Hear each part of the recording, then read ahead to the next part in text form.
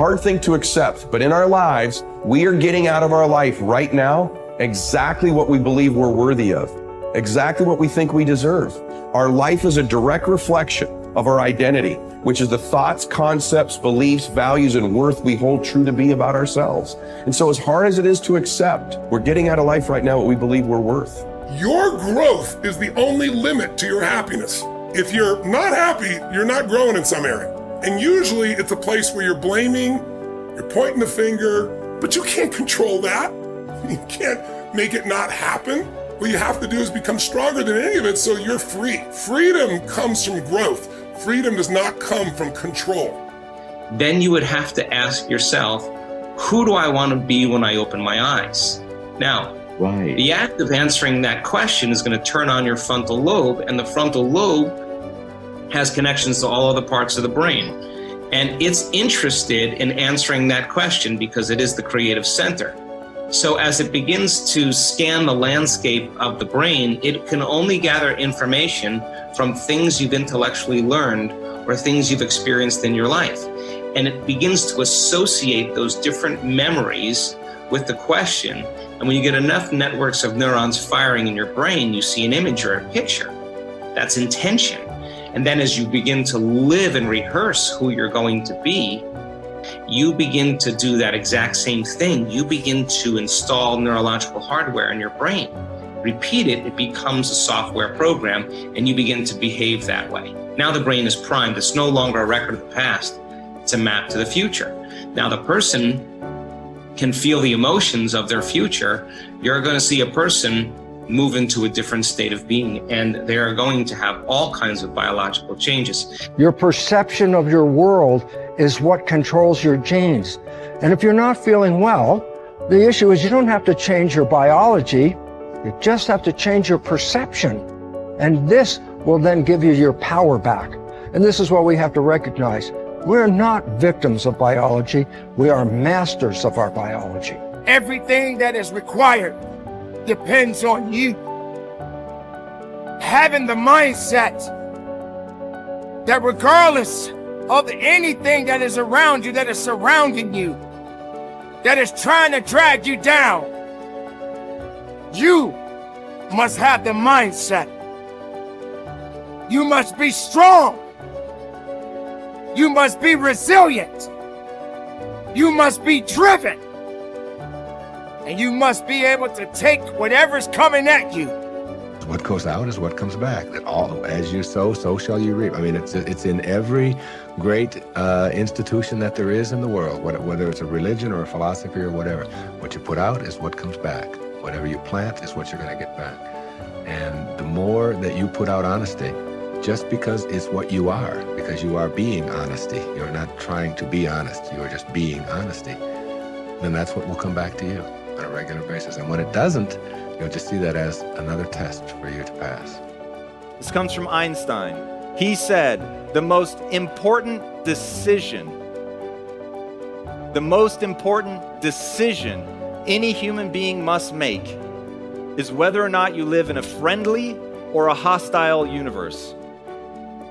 Now, he could have said realization, but he didn't. He said decision. You have to decide, because there is no empirical truth. You don't live in either a friendly or a hostile universe. You decide, and that perception, that viewpoint from which you judge everything else that happens in your life will be colored by whether or not you think it is a universe that is working for you or against you. And it's a choice.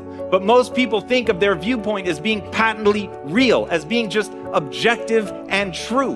And so they never stop to question the fact that they actually decided that at some point, either because their parents acted in accordance with that it was either hostile or friendly, and they just absorbed that, or their friends or the people that they work with or whatever.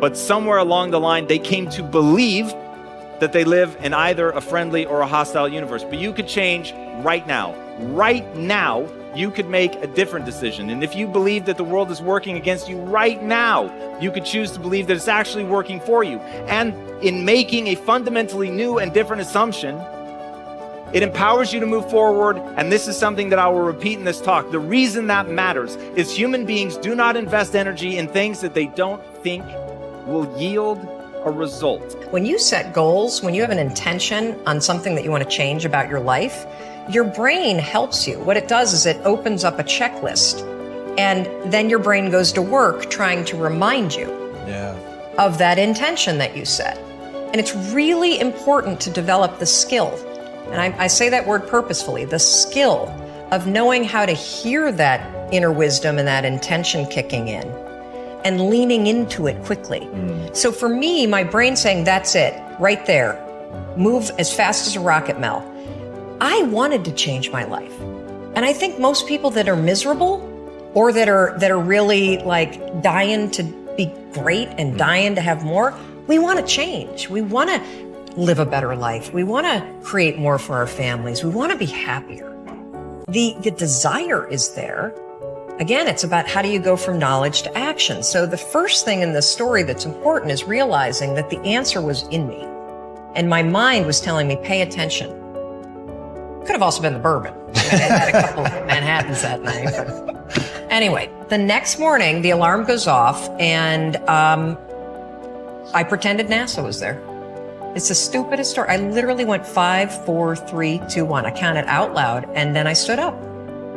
And I'll never forget standing there in my bedroom. It was dark. It was cold. It was winter in Boston. And for the first time in 3 months, I had beaten my habit of hitting the snooze button.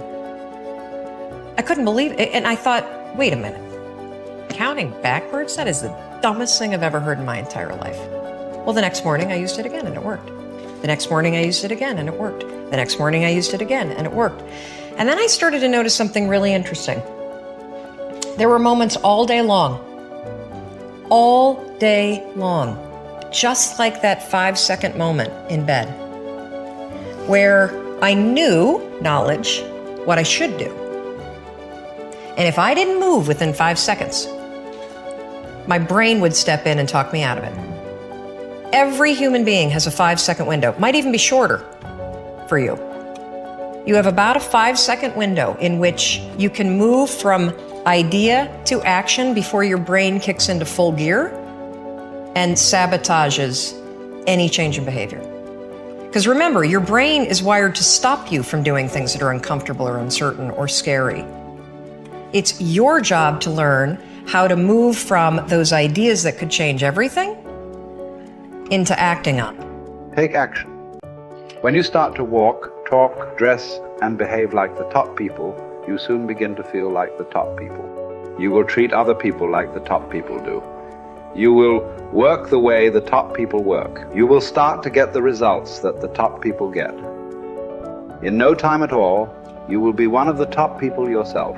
It may be trite to say, fake it until you make it, but there is a lot of truth to it. Your main job in life is to create the mental equivalent within yourself of what you want to realize and enjoy in your outer world. Your focus must be on creating the beliefs within yourself that are consistent with the great success you want to be in your outer world. You achieve this by challenging your self-limiting beliefs, rejecting them, and then acting as if they did not exist. You reinforce the development of new life-enhancing beliefs by increasing your knowledge and skills in your field to the point where you feel equal to any demand or challenge. You accelerate the development of new positive beliefs by setting bigger and more exciting goals in every area. Finally, you act continually as if you were already the person that you desire to be. Your aim is to reprogram your subconscious mind for success by creating the mental equivalent in everything you do or say. Make a decision this very day to challenge and reject any self-limiting beliefs that you might have that could be holding you back. Look into yourself and question the areas of your life where you have doubts about your abilities or talent. You might ask your friends and family members if they see any negative beliefs that you might have.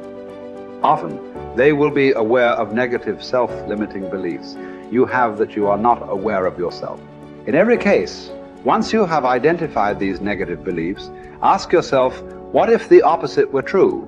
What if you had the ability to be extraordinarily successful in an area where you currently doubt yourself?